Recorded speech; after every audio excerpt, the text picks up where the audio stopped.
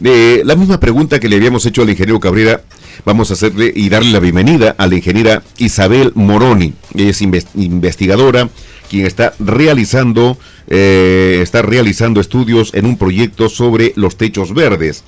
Es ingeniera civil, magíster en planificación y en gestión de riesgo. También de desastres, diplomado en gestión de calidad de laboratorio y en gestión de proyectos de investigación, consultora en materiales y sistemas constructivos. Techos verdes acondicionados a viviendas rurales en las zonas altoandinas del Perú, ganador del concurso de innovaciones en materiales y procesos de construcción o constructivos sostenibles. Ingeniera Moroni, ¿cómo está? Muy buenos días. Muy buenos días. Bueno, a ver un poquito más cerca el micrófono. Claro, a veces con toda este desastre no se halla por dónde comenzar, ingeniera, pero es importante pensar en lo que tenemos que viabilizar o avisorar después que pase, porque esto va a pasar. Lamentablemente hay muchas secuelas, mucho dolor, mucho llanto, mucha desesperación, pero esto va a pasar. ¿Cómo seguir reconstruyendo esta situación difícil que nos deja la furia de la naturaleza, Moroni? ¿Posiblemente los techos verdes sean una solución? Bueno, como ya creo que se ha mencionado anteriormente en la entrevista con el ingeniero Cabrera, me parece, sí. El tema es que realmente nosotros hemos estado desafiando o estamos desafiando a la naturaleza. Hace rato, hace tiempo. Cuando lo que debemos hacer es convivir en armonía con ella. Y todos estos resultados y esta tragedia realmente que estamos viviendo, de alguna manera podemos decir que era previsible. ¿Por qué razón? Porque cuando uno da recomendaciones o incluso ve muchos documentos relacionados con recomendaciones para la construcción, lo primero son dos aspectos que hay que ver. La localización del terreno donde vamos a construir, y el otro, el tipo de suelos. O sea, son dos aspectos básicos para la construcción que no se están respetando, ¿no? Como vemos, se está construyendo en otras zonas, y entonces no estamos respetando y conviviendo en armonía con la naturaleza, y eso es lo que sucede, ¿no? Entonces, felizmente yo pienso que en los últimos años estamos tratando de entender mejor esta situación y justamente tratar de dar soluciones también, además de lo que he mencionado, que son medidas de previsión, es justamente tener soluciones que estén en armonía con la naturaleza. Sin duda, claro, cuando uno piensa en esas expresiones, planteamientos, proyectos interesantes desde un ingeniero o una ingeniera, a veces quisiéramos dar la marcha atrás y proponerlo y aplicarlo en su momento adecuado, ingeniera. Pero cuando la realidad nos dice otra cosa, ¿qué hacer ante esta situación, no?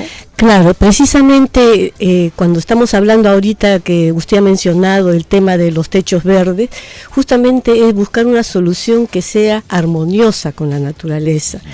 El problema, por ejemplo, del friaje y todo este problema que también tenemos periódicamente y que no vamos a solucionar enviando pues frazadas todos los años, ¿no? Sino darle alguna solución más permanente. Entonces hay varias soluciones que se han propuesto y saludamos esta preocupación que ha habido en el sector vivienda para poder dar soluciones a este problema, ¿no? Que realmente afecta a mucha población altoandina, ¿no? La deforestación, sí. ¿Cuánto? Bueno, creo que es una pregunta que está de más, ¿no?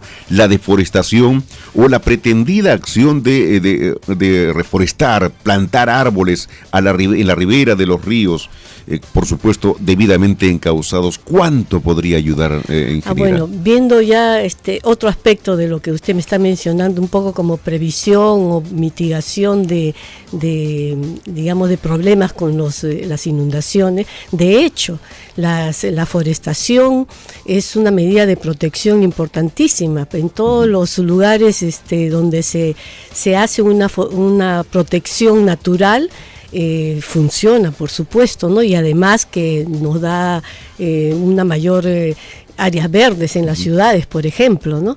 El tema, por ejemplo, de Una de las opciones que se ha hablado incluso en otras oportunidades es el usar, por ejemplo, las cañas, el bambú, los carrizos, para poder proteger las riberas de los ríos, porque es un material que crece muy rápido y aparte que justamente se alimenta del agua, ¿no? Entonces es una medida también de protección para justamente las riberas de los ríos. Ahora, esta propuesta que usted tiene, ¿cómo se combina, digamos, frente a la devastadora acción del cambio climático, ¿no? Justamente lo que me mencionaba, este tema, por ejemplo, del friaje, es un tema que se va acentuando justamente con los problemas del cambio climático.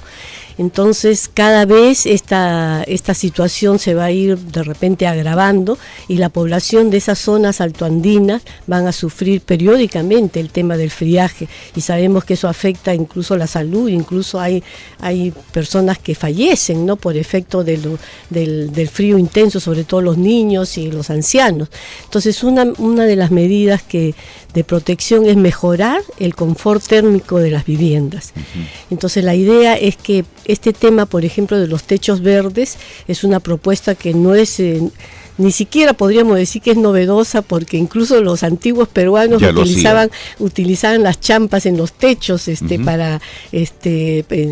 para protegerse, ¿no? Y en otros lugares, en Europa incluso se utiliza este sistema de techado.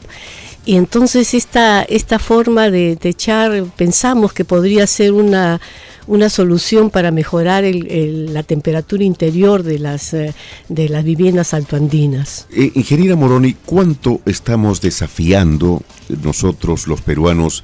¿Cuánto estamos desafiando a la naturaleza cada vez que hay la expansión de las viviendas, el uso de los lugares que son propios de la naturaleza? Si tenemos en comparación y el recuerdo cuando vemos las grandes construcciones heredadas de nuestros antiguos antepasados, como la ciudadela de Chanchán, que prácticamente los huaicos están inundando el centro de Trujillo. Sin embargo, Chanchán está mirando a la expectativa de lo que está ocurriendo. Vemos a la ciudadela de Machu Picchu, que igualmente observa y mira los destrozos de la naturaleza por invasión. Esta invasión constante, desproporcionada e inconsciente de parte de nosotros mismos. Bueno, como decíamos hace un momento, desafiar es una responsabilidad de todos, porque como bien se ha mencionado en la entrevista anterior, digamos, estamos construyendo donde no debemos. Y entonces esta situación hace que los daños que se puedan producir sean pues mucho mayores, ¿no? Como le decía hace un momento, ¿no? La localización de una construcción es lo primero que hay que ver. Y en todas las recomendaciones que se dan es no construir en la zona de huaicos, en las quebradas secas, porque está bien, como se mencionó, no sucede, puede suceder cada 20 años, cada 30 años, pero lo que estamos observando es que cada vez es más frecuente. Uh-huh. Entonces esta situación se va a ir agravando si no tomamos medida. Y es una responsabilidad de todos, ¿no? Autoridades que permiten, digamos, esta situación, y los mismos pobladores que aparentemente no son muy conscientes del peligro que esto significa, ¿no? Como se menciona, no sucede en 15 años, en 20 años, puede ser que suceda en 30, en 40, pero es igual el tema, por ejemplo, de los sismos, ¿no? Claro, ingeniera Moroni, sin duda, hemos venido hablando durante muchos días en muchos programas sobre la manifestación de la naturaleza a través de los terremotos. Hay simulacros de terremotos, infinidad de simulacros de movimientos telúricos, pero nunca habíamos hecho un simulacro de lo que está ocurriendo en este momento sobre los huaicos, como se les dice, el alud, que le dicen en otra expresión, o las logias, como se ha dicho, a lo largo de la vida de nuestros antiguos peruanos. Sí, realmente lo que pasa es que parece que nos olvidamos mucho, ¿no? Ha habido pues todos fenómenos de niños anteriores y todo eso,